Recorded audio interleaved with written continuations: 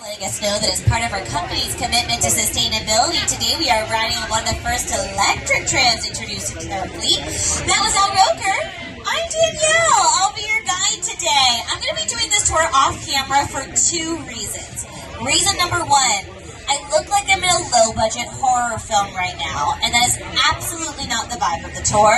Reason number two, and the more important reason, is the light from my camera would blind our driver, Monica.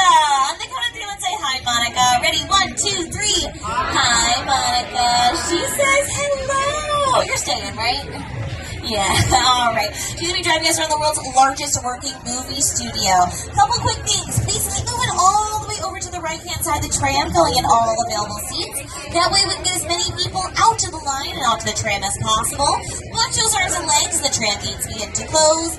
And if you have any small children with you today, let's say their feet don't touch the ground. For their safety, please move them towards the center of the tram.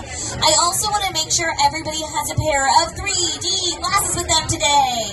If you do not have 3D glasses, can you put your hand up in the air? And wave it like you just don't care. And keep those hands up high in the sky. That way we know you need 3D glasses. It looks like Cartoon needs some 3D glasses. Keep those hands up. They are on the way. Everybody else, you don't need to wear those 3D glasses just yet. These screens, they are not in 3D. Thank you. The world, that is in 3D. So if something's coming at you right now, that's very real and you should duck. But if not, just keep them close by. I'll let you know when to put them on. Now, my friend who is standing, do we need 3D glasses still? Alright, I think they are on the way, but we'll make sure that they're 3D glasses. Now, who here's on vacation right now? Couple people. Okay, on the count of 3, tell me where you're from. Ready? 1, 2, 3. I love all those places. How about, is it anyone's first time taking the studio tour? Couple first-timers, welcome, welcome. Well, I'm so excited to show you where we make some of my favorite movies and TV shows, and hopefully some of yours as well. Now, again, even though I am not going to be on camera for this tour, I am not reading off of anything. Everything is coming straight from my mind into your knowledge, I guess, into your mind. All right, we're going to go in just a few moments. All right, let's invite everyone here on your left-hand side. Say bye. And they're all going to be the next tour, but our tour starts right now. Again, my name's Danielle. We got Monica behind the wheel. Monica and I, we are not alone today. I do have a co-host. You know his name. He's the host of That's My Jam and The Tonight Show. It's Jimmy Fallon. Yes! Oh, hey there. You made it. Welcome to the Universal Studio Tour. I'm Jimmy Fallon. I'll be making sure that you get through this experience in one piece. You got the very best guide. Danielle. And the greatest driver. Monica. They're the best. I love them. Even though Monica. only $5. I know you guys are excited to get on the tour, but first, a few safety rules. Thanks, Jimmy. We do have a couple safety rules we need to go over. So first, if you need guest assistance or have a medical emergency, if you drop something of value off the side of the tram, or if you have any sound or video issues, just reach up and grab the red emergency cord that runs along the center of the ceiling of the tram, and I'll be back to assist you as soon as it's safe to do so. Otherwise, during the entire tour, please remain seated, keeping your arms and legs inside the vehicle at all times. The studio is private property, so once again, if you drop your phone or can't wait to use the restroom, pull the cord and remain seated. Please no smoking of any kind during the tour, and be prepared because our tour today features loud noises, tram motions, fire effects, and many water effects, so you may get wet. So secure your personal belongings and hold on. And finally, for your safety and for the safety of those around you, please don't use selfie sticks while on board the tram today. Alright, the fun can officially begin. We have left the theme park behind and we have entered the world-famous Universal Studios lot. I like to start off the studio tour with a little bit of Universal history. Our founder is Carl Laemmle, and on March 15th, 1915, Carl Laemmle opened the studio gates up to the public where he wanted to show them the strangest city in the world. And we really are our very own city. We have our very own zip code, our very own post office, our very own dry cleaners. And on your right-hand side, you can see we have our very own real working fire station 51. Those are real firefighters, real fire trucks, real everything over there. So what makes our city any different than your city? Well, our City is completely dedicated to making movies. And on your right and left-hand side, you'll see a timeline of just a handful of the tons and tons and tons of movies that we've made here at Universal. Some might be your favorite comedy. Some might be your favorite Academy Award-winning film. An Academy Award is the highest honor in filmmaking. Our most recent Academy Award wins here at Universal come from the Focus Feature film Conclave, Focus Features under the Universal umbrella, and that won the Best Adapted Screenplay Award. Also, we won the Best Production Design and Costume Design Award for Wicked. Paul Tazewell, who's the Wicked costume designer, also won a Tony Award this year, which is the highest honor in Broadway, for doing the wardrobe for Death Becomes Her. Death Becomes Her is a musical based off of a movie of the same name, and that movie filmed on our Backlot. On your left-hand side, we have our very first soundstage, Soundstage 12. Soundstage 12 is our largest soundstage. So how big is it? Well, you can fit a mansion inside there. Yes, Scarface's mansion filmed right there inside of Soundstage 12. Soundstage 12 is also where The Voice used to film. But why do we use soundstages? The main reason is for control. We can control just about anything in our soundstages. Sound, lighting, temperature, what everything looks like, and who gets in and who gets out. So the way soundstages work is a production will rent a soundstage for us, and they'll build whatever world they need inside, they'll film, and then they'll take it down. And it's always a revolving door of that cycle. Most recently on your left-hand side, inside of Soundstages 7 and 8, we had Bel Air filming in there. Bel Air is a dramatic reimagining of the Fresh Prince Bel Air that aired on NBC Universal streaming network, Peacock. Bel Air was such a big production, it also used Soundstage 14 here on your left-hand side. Soundstage 14 is also where Ron Howard recreated NASA's Mission Control Room for Apollo 13. Now, after the Lemley family, Lou Wasserman took over the studio, and he really embraced TV. 80 years ago, TV was kind of a brand new medium, so a lot of other networks were very weary of this new TV business. Because he embraced it, we have produced some of the greatest TV shows of all time, like Leave It to Beaver and Who's the Boss. Currently at the helm of our studio, we have Dame Donna Langley. Yes, she's a dame. She's British, has been made a dame, and she is still honing in that rich TV history for us. In addition to Bel Air that just finished filming here, Hacks films here. Hacks airs on HBO Max starring Gene Smart, but is filmed here and produced by us. The Peacock original The Paper also films here. Hi, Studio Tour! We're here on the lot where we film The Paper, which follows our characters' day-to-day lives as employees of a struggling newspaper, the Toledo Truth Teller. That's right. Unlike many other TV shows, The Paper uses multiple cameras and a variety of shot types and movements to give our show a true documentary feel. Because the camera is always around whenever we're on the set, it's important that we stay in character. Yeah, Oscar, what's your favorite part of working on the lot?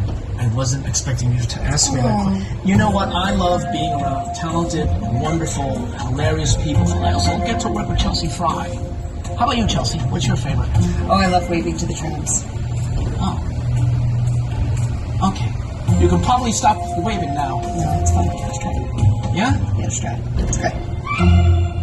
Another Peacock original that films here is The 5-Star Weekend, starring Jennifer Gardner. The 5-Star Weekend is based off a book of the same name. Ted, star of the Peacock original Ted, is on your left-hand side. Ted is a television show based off of Seth MacFarlane movies of the same name. Ted is standing in front of our production bungalows. These bungalows are offices to some of Hollywood's biggest names, like Mark Platt, who brought you Wicked the musical on Broadway, and the Wicked movie musicals. Goodbye, Dorothy. Bye, Dodo. It's just that one road the whole time. What a touching display. Shucks. That scare you?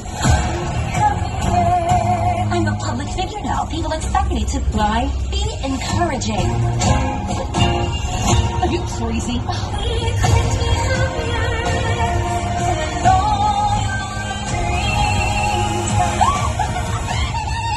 Please, where'd you get that?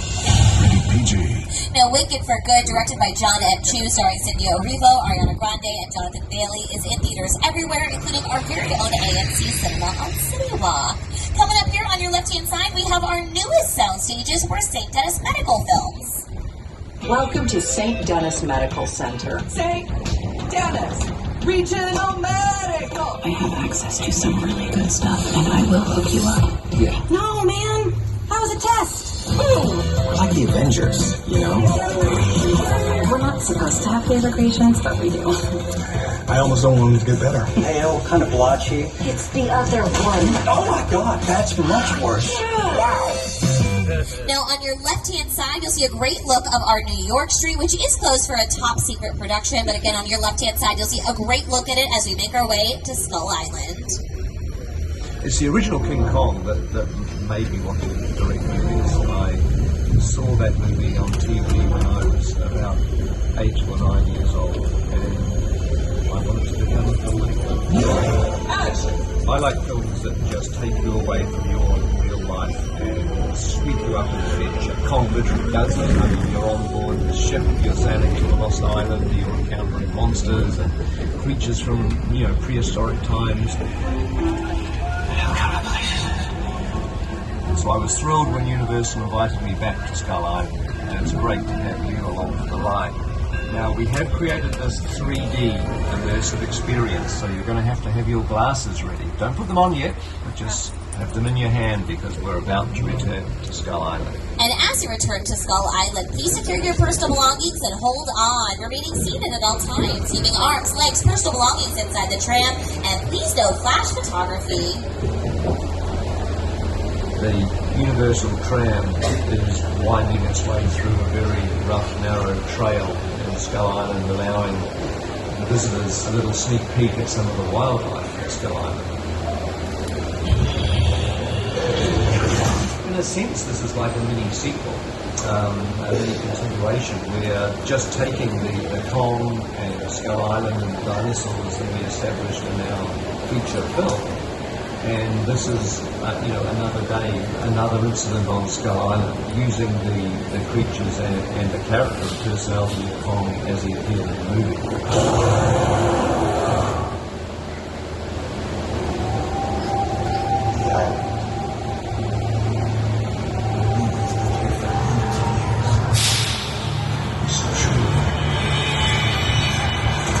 Please put on your 3D glasses.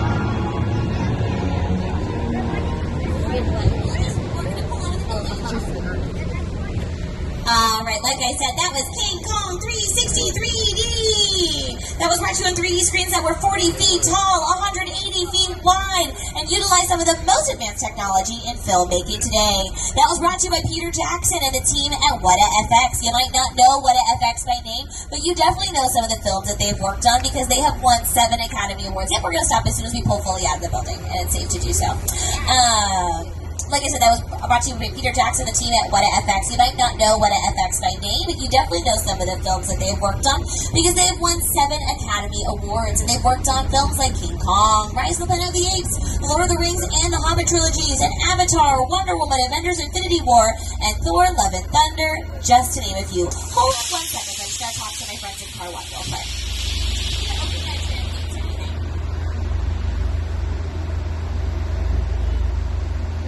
Alright, sorry about that. I just want to make sure that we all have everything that we need. Hold on, give me 1 second, everyone.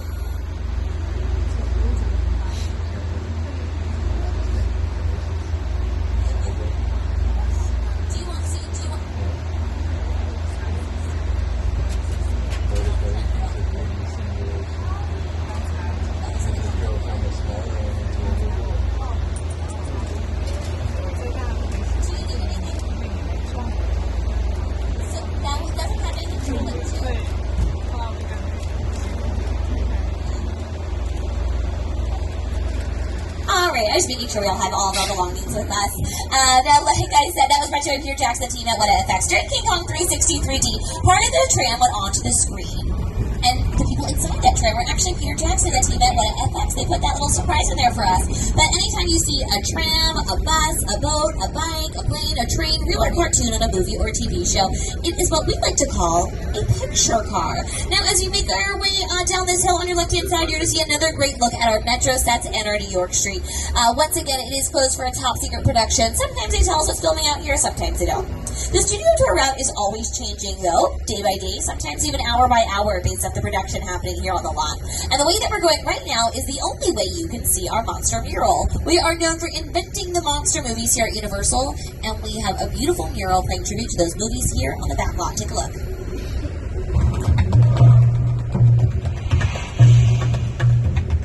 An instrumental part of the process of designing these murals was getting to go to the Universal archives. Going there, I got to see in person props from the movies, photos from behind the scenes, original illustrations from those movie posters, all this stuff. I had an early affection for movie monsters. I was always fascinated by the magic behind making movies, but I fell in love with zombie movies and monster movies as a young kid. My world that I come from is skateboarding and graffiti and comic books. You always have to pay homage to where that art form started. And for me, it started painting stuff in the street illegally, tagging billboards and dumpsters. Without that, I never would be here. And that billboard is here on your right-hand side. Sorry.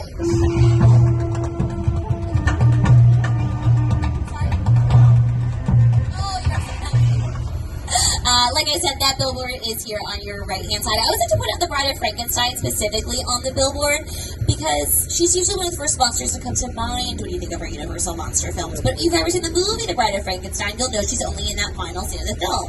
So what makes her stick to our mind so well? Well, definitely Elsa Lanchester's amazing performance as the Bride of Frankenstein, but also thanks to costume designer Vera West. I want to quickly point out Soundstage 34 there on your left-hand side because one of my top 5 favorite movies of all time filmed in there. The Wedding Singer, starring Drew Barrymore and Adam Sandler. I also want to point out Soundstages 30 and 31 on your left-hand side because that is where The Voice currently films. Hey there, Studio Tour. I'm Snoop Dogg from The Voice, and we tape our show right here on stage 30 and 31 in the heart of the Universal Backlot. These state-of-the-art sound stages allow us to bring every round of our show to life, from the blind auditions to the live finale, and everything in between. Make some noise! We know where America was. Freedom sucks, baby! You don't know. You just need the underwear I'm wearing. Well, you know what? It is such a beautiful evening that I think we should take a nice, relaxing trip to the cute little town of Amity Island.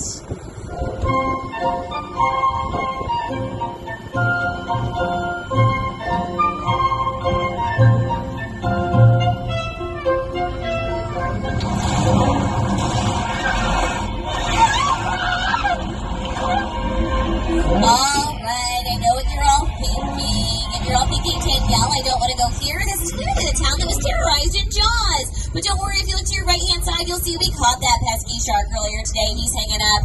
And my friend George, he's a universal diver in the water right now doing one final sweep to make sure we are shark-free. But he's the one who caught that shark, so I'm sure we're totally fine. So let's see if George will come out. Say hello. Oh, no.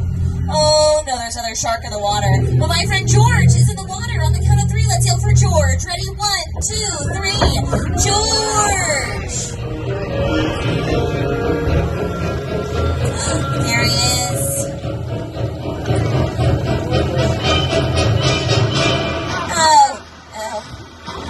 Oh, poor George. Well, you know, George had a lot of guts for being out there, and there's those guts right now.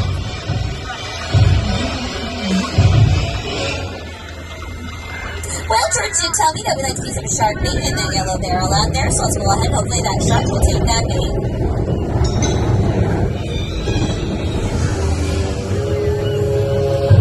He's taking the bait. He's taking them here.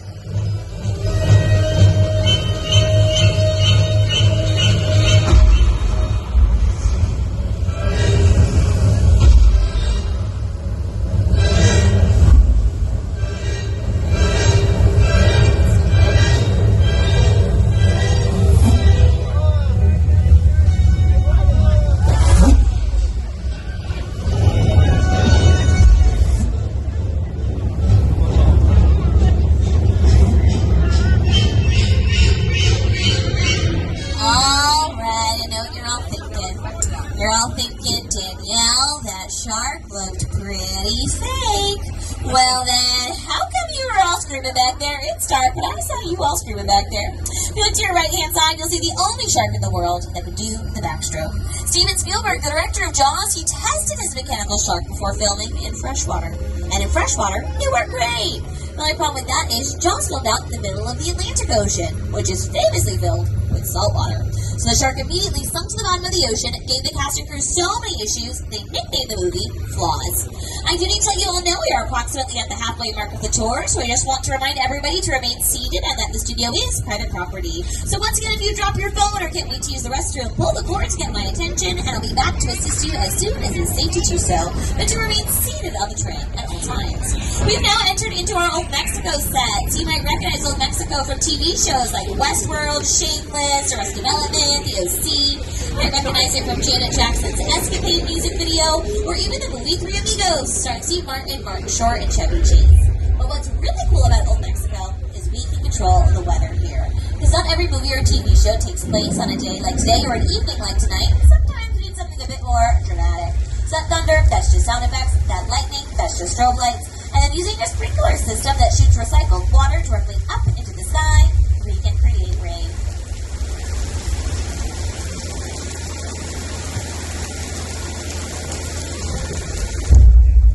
Alright, let me turn this water off. Hey Monica, my off button's not working. Do you have an emergency off button by any chance? No, I didn't think so. Alright, I'm so sorry. We are not allowed to go ahead till I turn this water off. So keep taking pictures and videos, and I'll just keep trying my button. Maybe it's just stuck. Oh, it's the wrong button. Oh no, now there's a flash flood!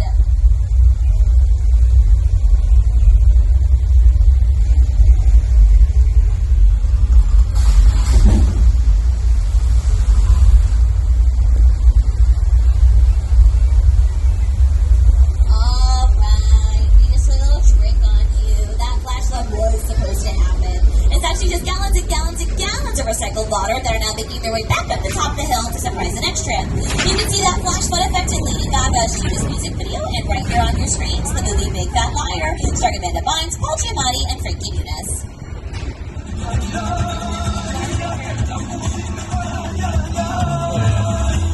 You can't outrun a wolf, kid! Yeah, we'll see about that.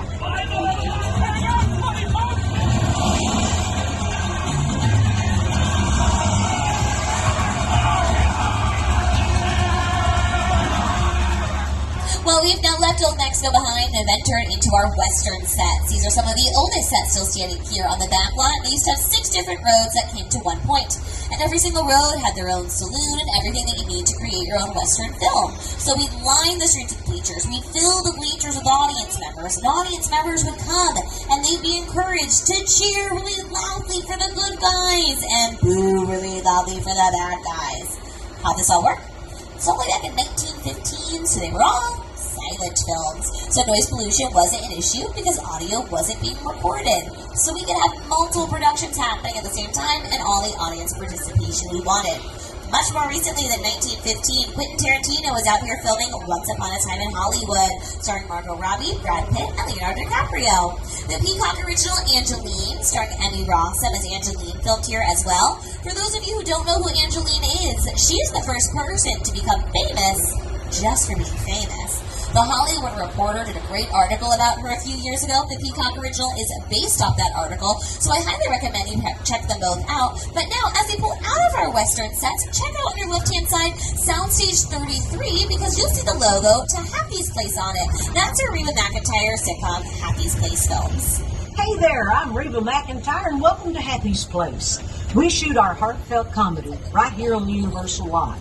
Now, unlike most TV shows, we are a multi-camera sitcom, meaning several cameras capture every scene from a different angle, all at the same time. Each episode takes about a week to make, from the first read-through of the script to rehearsals to taping in front of a live studio audience. And let me tell you, every step is a blast. Enjoy the ride, and we'll see you at Happy's Place. I'm starting to sweat. The man who is supposed to ask the women out. That hasn't been true for 30 years. I haven't dated in 30 years. Happy's Place, Friday on NBC and Peacock. Now, in front of Soundstage 33, you might have noticed a body of water. If you missed it, don't worry, there's a clearing in the trees and you'll get to see it again on your left-hand side. You might have called that body of water a pond. You might have called it a lake. You might call it a lagoon. I would call it a lagoon because that was a lagoon from Creature from the Black Lagoon.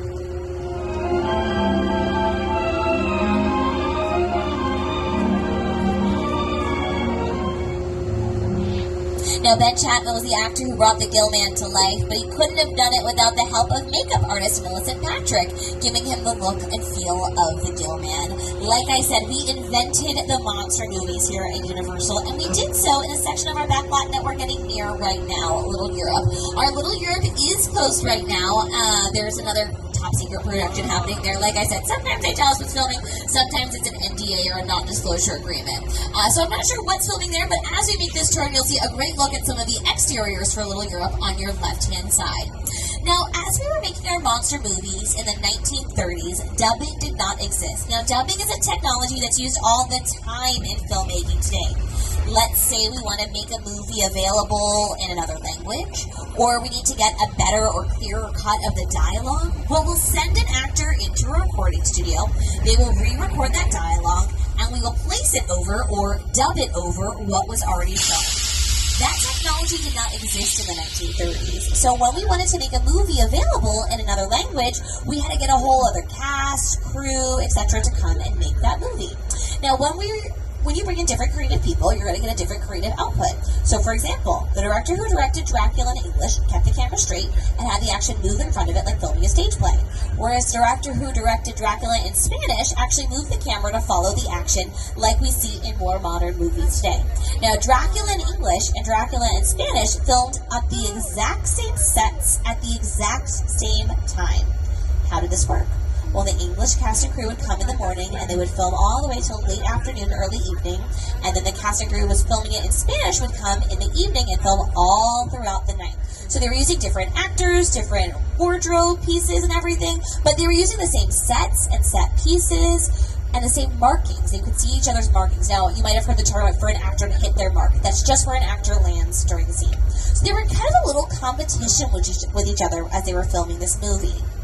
Now, you'll have to watch the two movies yourself to see which one's better, but here's a little sneak peek at those two films here on your screens.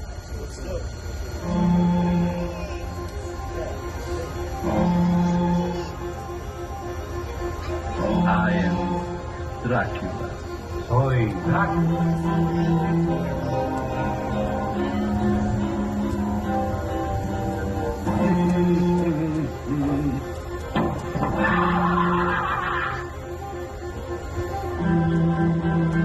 I never drink. Why? Yo nunca bebo. Now we have a very special treat for us. Behind, or for you, behind me in front of you, for me too, behind me in front of you is a soundstage. It used to be our earthquake attraction. We recently tore that down, but we put up this brand new state-of-the-art soundstage with a track that the tram can drive through. Now, because tomorrow is a holiday, there is no filming going on in there. However, they've been filming all week, and they're going to resume at the start of the week after the holiday. So they said we could come and see their set as long as we, again, remember to secure those personal belongings and hold on. Remaining seated at all times, keeping arms, legs, personal belongings inside the tram, and please no flash photography. We don't want anything to disrupt the filming process in any way. Once again, I do not know what will be filming in here or who will be starring in it. What I do know is that this is the only two-level soundstage in existence. So right above us is another fully decorated set. And it is so cool up there. They have this big truck up there. It's set to look like a street in San Francisco. Well, down here it's set to look like a subway station in San Francisco. And just look at all the attention to detail to really make it come to life so we feel like we are in a real working subway station. So how cool is this that we just get... Tremors in California from time to time. Just remain seated because this is the big one. Hold on.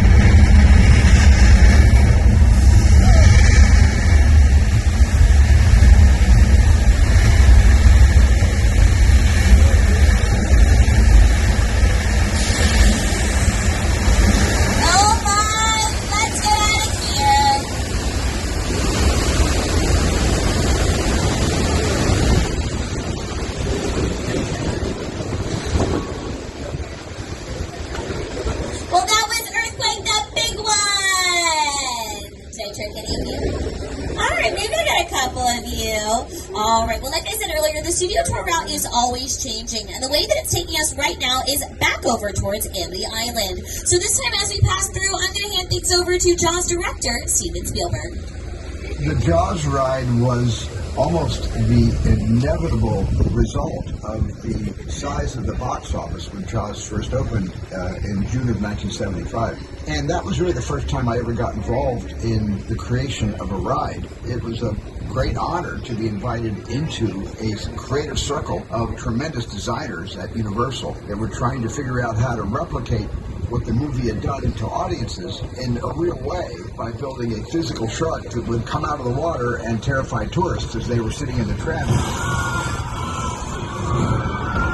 And the most amazing thing about the Jaws ride is it is exactly as it was from the time it was first placed on the Universal lot. There have been tweaks, of course, over the years, but it is essentially what the designers and myself all envisioned and created.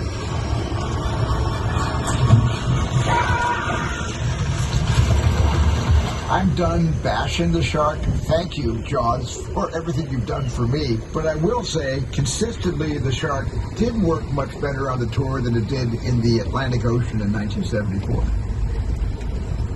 My entire career began with my relationship with Universal Studios just as a high school kid on a tour bus. Remember, in those days, there weren't trams, there were buses called the Gray Line Tour Bus. And I was so excited and thrilled to be on the lot. It was my first time ever on a movie studio lot. And during a bathroom break, I hid in the bathroom, and when everybody left to get back on the bus, I waited another 15 minutes until I'm sure the bus left, and then I had the entire lot to myself that day. And in those days, movie lots were so crowded because all movies were made on film lots. Today they're made all over the world, on locations, but most of it was focused in those days, in the 60s, on the film lots. So nobody noticed me when I was going around from soundstage to soundstage, and I really felt, in my own young way, I owned the lot and had the most amazing day of my life. I need to let you all know we are approximately 10 minutes away from the end of the tour, and we will be returning to the theme park shortly, so remember to pull the emergency cord if you need assistance and to remain seated. The road that we're driving on right now, which is the longest road in our backlot, is called Steven Spielberg Drive. We named it after him. All the roads we've been driving on today have their own names. We are our own real working city. We are now turning on to Janet Leigh Drive. You might know Janet Leigh from starring in Alfred Hitchcock's Psycho. You might also know her daughter from starring in some Universal horror films of her own. Her daughter is Academy Award winner Jamie Lee Curtis, who you might know from our Halloween movies. As we turn onto Janet Leigh Drive, on your left-hand side, you'll see some picture cars. Again, a picture car is any car, bus, boat, bike, plane, train, tram, real or cartoon on a movie or TV show. As we look at these picture cars, I want you to think, which of these picture cars would make a good getaway car? Because we need a good getaway car because we are now headed to the most historic sets still standing in Hollywood today. The Bates Motel and Psycho House from Alfred Hitchcock's Psycho.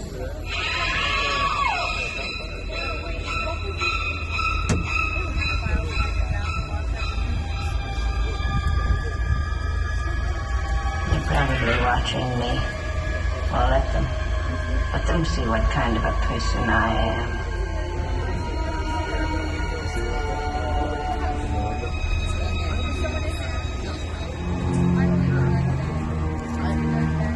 I hope they are watching. They'll see, and they'll know, and they'll say, why, she wouldn't even come by.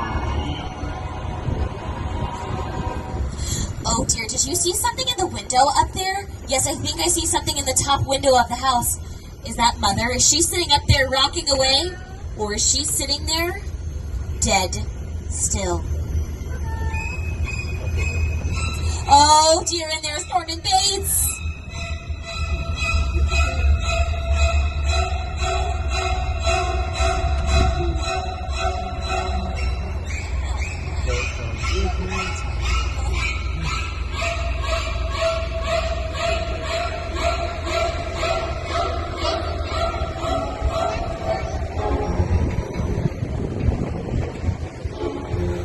Well, we have now left behind two of the most historic sets in Hollywood and have entered one of the most awe-inspiring. This is a real 747 that the production team at Paramount got destroyed for this film, starring Tom Cruise, directed by Steven Spielberg, War of the Worlds. Here to talk to you more about this iconic set is the production team.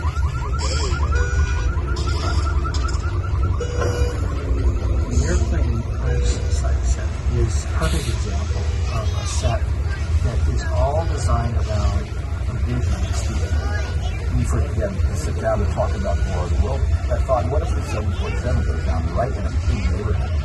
Because it's just something you don't see. You're doing good. You're doing good. Listen to me. Listen now. Listen now. Close your eyes, okay? Now close.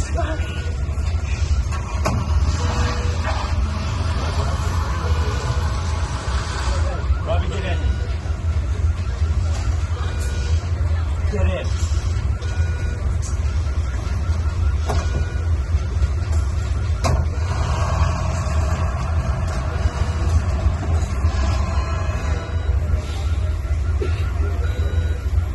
Well, I now have a very special message for you all from two-time Emmy Award winner Keke Palmer. What's up, Studio Tour? I'm Keke Palmer from Jordan Peele's film, Nope. What's a bad miracle? Well, You'll have to see our movie to answer that one. Until then, I hope you enjoy your visit to Jupiter's clay. Did you see a UFO in that cloud? Yep. No. I ain't never seen nothing like this.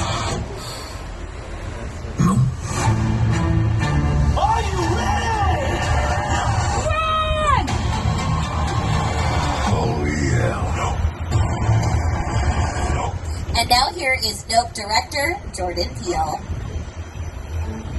Movie magic only happens when a team of collaborators, often in the hundreds, work together to take an impossible notion and bring it to life. This is Jupiter's Claim, a nostalgic, small-time Southern California amusement park owned by former child star Ricky G. Park.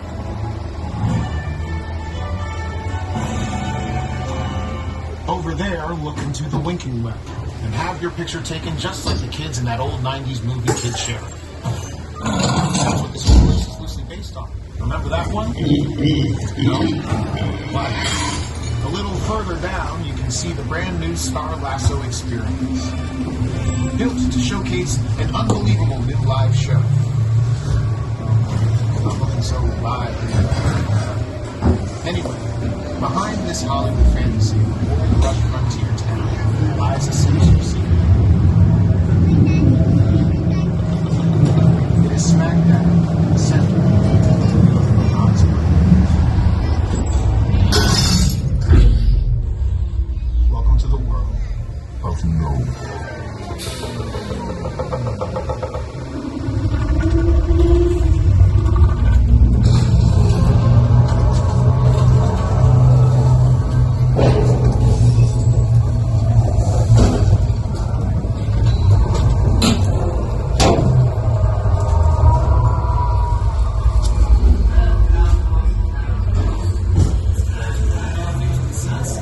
I think we should take their advice and get out.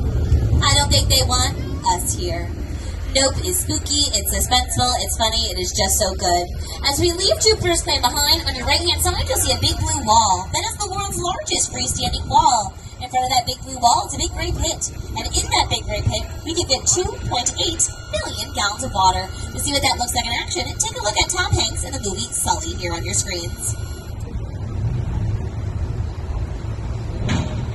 Evacuate.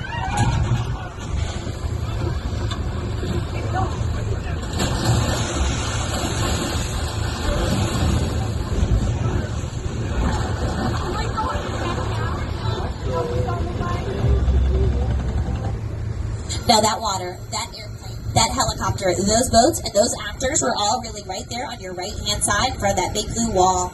And then using computer-generated imagery, or CGI, we just added the scenes of the Hudson River surrounding the water. But that water and everything on it was right there. Beyonce's Formation music video filmed over there. The part where she's on the police car and it slowly sinks down to the water. That was filmed in what we like to call Falls Lake. TLC's Waterfalls music video filmed there as well. Then she had to dye the water to get that perfect tropical color blue that we see in the music video. This now brings us to my least favorite part of the tour, the end of the tour. Well, let's give a huge round of applause to our amazing driver, Monica.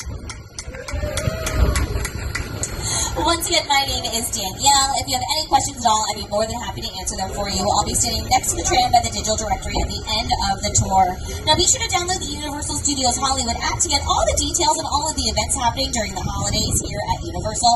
It'll also give you ride wait times, show times, help you out with mobile food ordering, and so much more. Now, for over 110 years here at Universal, we have been thrilling audiences from around the globe. Our founder, Carl Lentley, had a vision. He wanted to make movies that would make audiences laugh and cry and sit on the edge of their seats. He understood the power of storytelling and the impact of going behind the scenes of those stories. And I hope that you have been inspired by your visit to the studio tour today. If you'd like to purchase any of the NBC Universal movies or TV shows that see the tour, you can visit www.uphe.com or ask one of our retail stores today.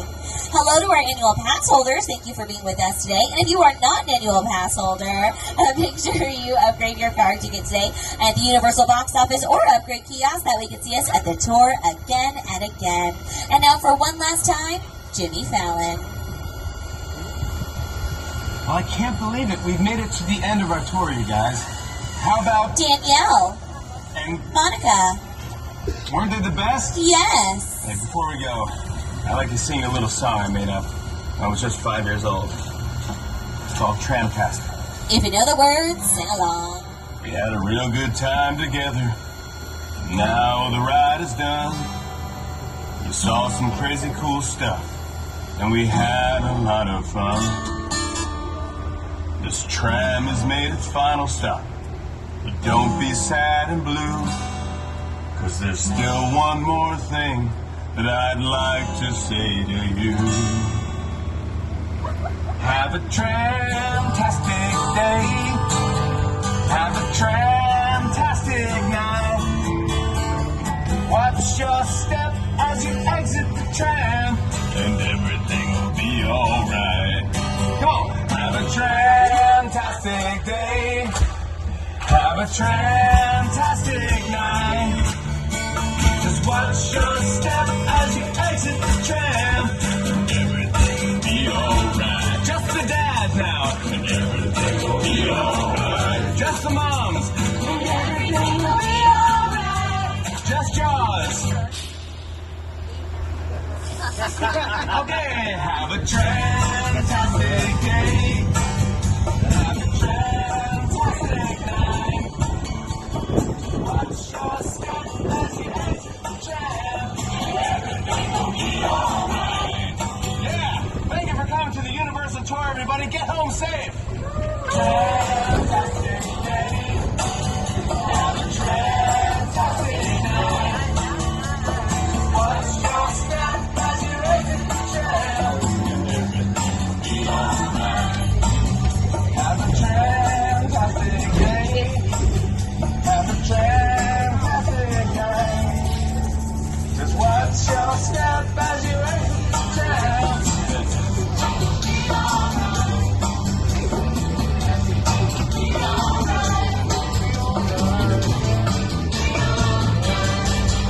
Once again, my name's Danielle. Monica's been our driver. Watch those arms and legs. The tram gates open. And as we say here in Hollywood, that's a wrap.